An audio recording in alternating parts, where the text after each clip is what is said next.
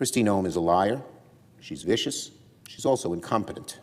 Donald Trump must fire her at once before another American is killed. This may look like a heated floor speech, but it's actually a stress test for Democratic accountability. What's really being tested here is whether executive power can shape public narratives without immediate scrutiny when institutions are under pressure.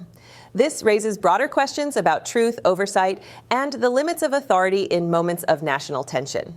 In this video, we'll break down how rhetoric becomes leverage, why demands for testimony matter, and what accountability looks like when public trust is on the line. In the meantime, the heads of ICE, CBP, and USCIS should all testify before the Senate as soon as possible. We must not wait for hearings weeks from now. The American people demand truth and accountability right now. I'm glad that Republicans like Senator Paul have said likewise. But we must also be candid. It is bone-chilling that in the aftermath of the killings in Minneapolis, some of the Trump administration's top officials have chosen to blatantly lie to the American people like full-fledged authoritarians. Stephen Miller raced to Twitter to call Alex Preddy a would-be assassin who tried to murder federal law enforcement. If you'd watched the videos of the killing, you'd know this is an outlandish and shocking and totally dishonest, despicable thing to say. Meanwhile, Gregory Bravino, Donald Trump's top Border Patrol officer, also claimed, without a shred of evidence, that Preddy wanted to do maximum damage and massacre law enforcement. And then, of course, there's Kristi Noem. Merely hours after Preddy's death, Noem claimed again, without so much as a morsel of evidence, that he had committed an act of domestic terrorism and wanted to perpetrate violence. You know what the reaction of these Trump officials, too many of them, seems to be when something terrible happens? To lie about it. That's their immediate reaction, not to find the truth, not to express any sympathy to those who are dead, but to lie, lie, lie. It's despicable. It's so un-American. It's so different than what we have seen in so many previous administrations. Lies, all of it, just blatant, sickening lies. And that is what these administration officials almost automatically turn to when there's difficulty and there's trouble. Kristi Noem is a liar. She's vicious. She's also incompetent. Donald Trump must fire her at once before another American is killed under her watch. So I'll say it again. It's bone-chilling that Donald Trump's goons will so eagerly and almost lazily lie right to the public's face. Right to the public's face. And where is the accountability from Donald Trump? He said nothing to call out the nastiness and lies from Noem and Miller. It seems he almost prefers to have serial liars in his administration than honest people. The kind of dishonesty we see from Kristi Noem and Stephen Miller is the bread and butter of authoritarian regimes. And it's dangerous, dangerous territory for our country. When a government tells its people, ignore what your eyes see and forget what your ears hear, just listen to us instead, then for all practical purposes, it's not trying to act like a government in a democracy. This is how dictatorships operate, and we're seeing the signs right in front of us here in America. The right answer, of course, is to meet the lies with truth.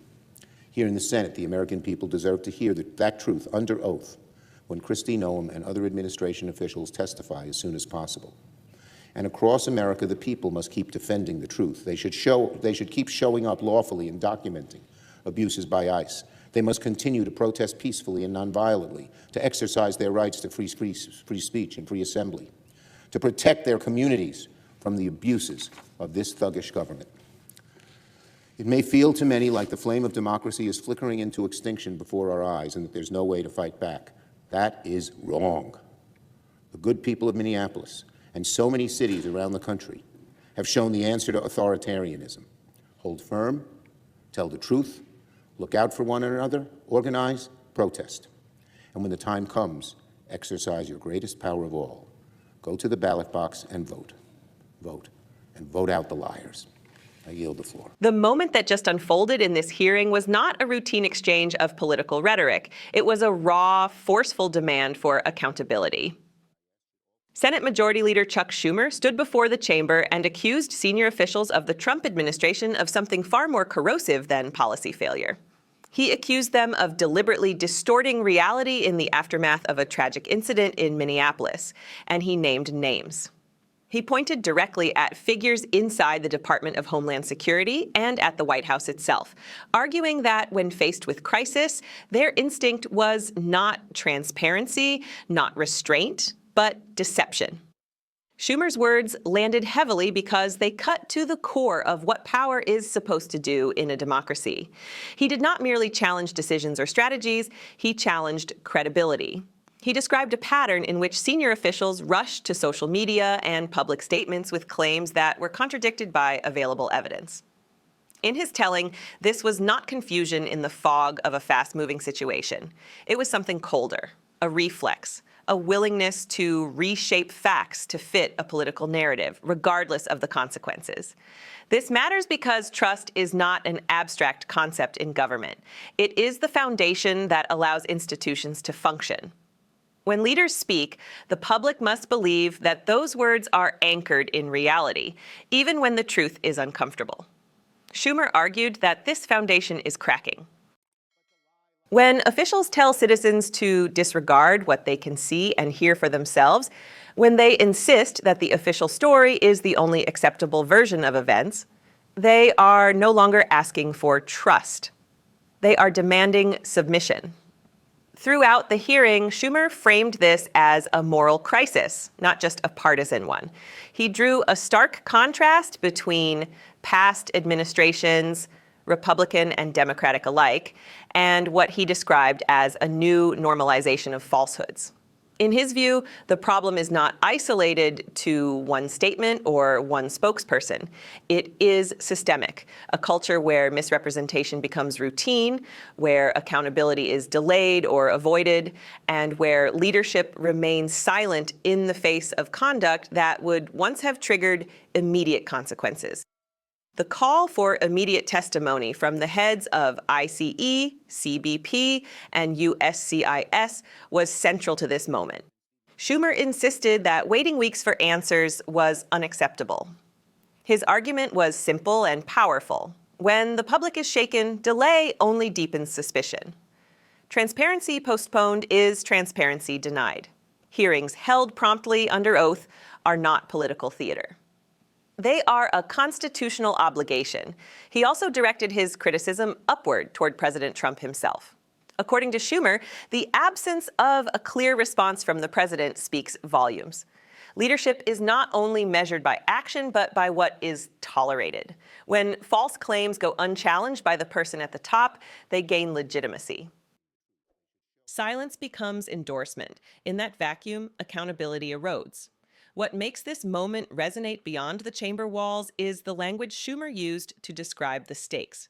He warned that the tactics on display resemble those used by authoritarian systems where official narratives override observable facts, where citizens are told that loyalty matters more than truth, where institutions exist not to serve the public, but to protect those in power. These are not accusations made lightly, and they are not ones that can be dismissed as routine political sparring. At its heart, this hearing exposed a deeper tension in American life, the struggle between transparency and control, between institutions that answer to the people and those that shield themselves from scrutiny. Schumer's remarks framed this struggle as a defining test of the moment, not a theoretical debate, but a lived reality playing out in real time. He did not present despair as the final word. Instead, he pointed to civic responsibility as the antidote. Truth, he argued, is not self-sustaining. It must be defended, documented, spoken aloud even when it is inconvenient or uncomfortable. Peaceful assembly, lawful protest, and public engagement were presented not as acts of defiance, but as essential functions of a free society. Perhaps the most powerful line in this moment was not about any single official or policy, but about choice. Schumer reminded the audience that democracy does not disappear overnight. It fades when citizens stop demanding honesty and stop holding leaders to account. It weakens when lies go unanswered and when power is allowed to operate without consequence. This hearing was a reminder that institutions are only as strong as the standards we insist they uphold. That justice is not automatic. That accountability must be pursued, not assumed. The questions raised today will not be resolved by a single speech or a single vote, but they will shape how history judges this period and how future leaders understand the limits of their authority. In moments like this, the easy response is cynicism, to believe that nothing changes, that truth no longer matters, that power always wins. But that is precisely the outcome that unchecked dishonesty depends on. A disengaged public, a weary electorate, a sense that participation is futile. The choice, as laid out in this chamber today, is stark. Accept a system where narratives replace facts, or demand one where evidence and accountability still matter. Democracy is not preserved by silence. It is preserved by vigilance. If you believe the public deserves the truth, if you believe power must answer to the people, support our work to expose what happens inside these halls of government. Subscribe to Liberty Report USA and stay informed.